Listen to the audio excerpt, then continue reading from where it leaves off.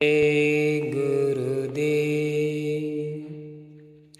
प्रेमी भाई बहनों, एक प्रेमी ने श्री हंसराज निवासी रोहितास बिहार ने एक यादगार को साझा करते हुए बताया कि 90 के दशक की बात है।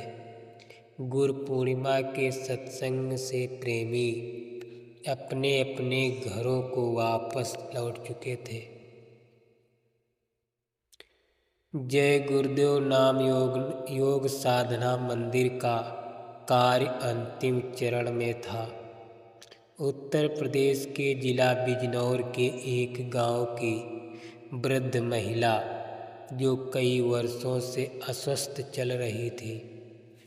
घर वाले इसकी दवा करा कर के हार चुके थे। बाहर से उसे भला बुरा कहते कष्ट देते थे। वह वृद्ध उसी गांव की एक सत्संगी गुरु बहन के घर जाकर मथुरा पहुंचने की प्रार्थना करने लगी।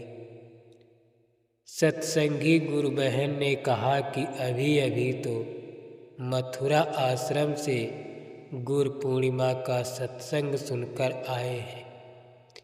खेती बाड़ी का कार्य है, अभी हम नहीं जाएंगे। तुम्हें पता लिखवा देती है, चले जाइए। वो अस्वस्थ महिला किसी प्रकार मथुरा आश्रम पहुंच गई। संस्था कार्यालय के बरामदे में झोला रखकर कुछ देर आराम करने के बाद सुबह होने पर मंदिर प्रांगण में पहुंच गई। मिट्टी ढुलाई की सेवा चल रही थी। प्रेमियों को सेवा में लगा हुआ देखकर वो भी मिट्टी डलिया में भर लेती थी, परंतु बीमारी के कारण ढोकर ले जाने में असमर्थ थी। उस दिन स्वामी जी का आदेश था कि सभी लोग अपनी डलिया स्वयं ही उठाकर माथे पर रखकर ढोएंगे। कोई किसी को उठवाएगा नहीं। अपना भरना, अपना ढोना, पूरी सेवा करना। इस प्रकार का आदेश सभी प्रेमी अपनी अपनी सेवा में लगे थे। स्वामी जी के चले जाने पर वह महिला मिट्टी को भर लेती, लेकिन अपने आप सिर पर रखने पर गिर जाती थी। कई बार मिट्टी पुनः पुनः भरकर पहुंचाती रही। थोड़ी देर बाद मिट्टी लेकर चली तो इस प्रकार गिरी कि फिर वो उठी ही नहीं। सारे उपाय असफल। आश्रम के डॉक्टर ने उसे मृत घोषित कर दिया। पता लगाने पर जब बिजनौर संगत में समाचार भेजा गया तो महिला के घर वाले आश्रम आए। घर वालों की इच्छा से आश्रम के शमशान स्थल पर दाह संस्कार का प्रबंध किया गया।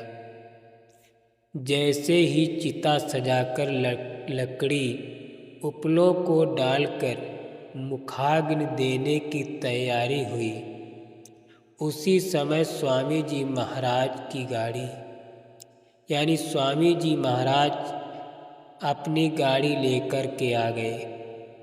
पूरी बात बताई गई तो स्वामी जी ने जोर से कहा कि इस तरह लकड़ी उपले लगाए जाते हैं क्या?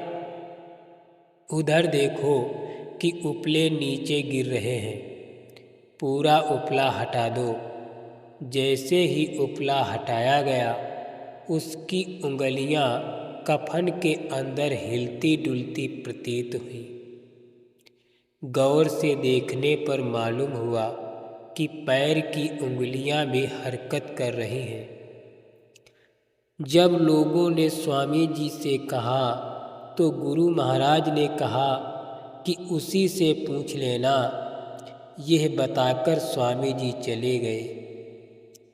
उसे कफन हटाकर बाहर निकाला गया और साफ सुथरा कपड़ा पहनाकर पूछा गया तो उस वृद्ध महिला ने बताया कि बहुत डरावनी और भयंकर शक्ल वाले दूत उसे घसीटते हुए लिए जा रहे थे।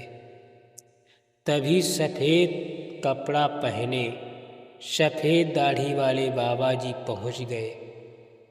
बाबा जी के पूछने पर उन दूतों ने कहा कि ये इसे यातना देने के लिए ले जा रहे हैं, नरक में डालेंगे, क्योंकि इनका पन्ना पूरा पाप से भरा हुआ है, कोई पुण्य नहीं है। महाराज, उन बाबा जी को देखकर दूत डर के मारे कांपते हुए जवाब दे रहे थे। तभी बाबा जी ने कड़क कर कहा कि फिर से देखो रजिस्टर। तो दूत बार बार पन्ना पलट कर देख रहे थे। तभी कांपते गिड़गिड़ाते दूत ने कहा कि महाराज, गलती हो गई, इसका पुण्य बन गया। रजिस्टर के पन्ने पर एक छोटी सी लाइन लिखी है कि इस महिला ने जय गुरुदेव आश्रम मथुरा में 6 डलिया मिट्टी डाली है। वे दूत बाबा जी से माफ़ी मांग रहे। बाबा जी ने कहा कि यह मेरा जीव है। बाबा जी ने उनके चंगुल से छुड़ाकर मुझे यहाँ ला दिया है। बताओ बाबा जी कहाँ हैं? बाद में स्वामी जी का दर्शन पाकर वो महिला बहुत रोई। सच ही तो कहा गया है, गुरु दर की सेवा करम बंधन काटे, दया सतगुरु की मिले घट के घाटे।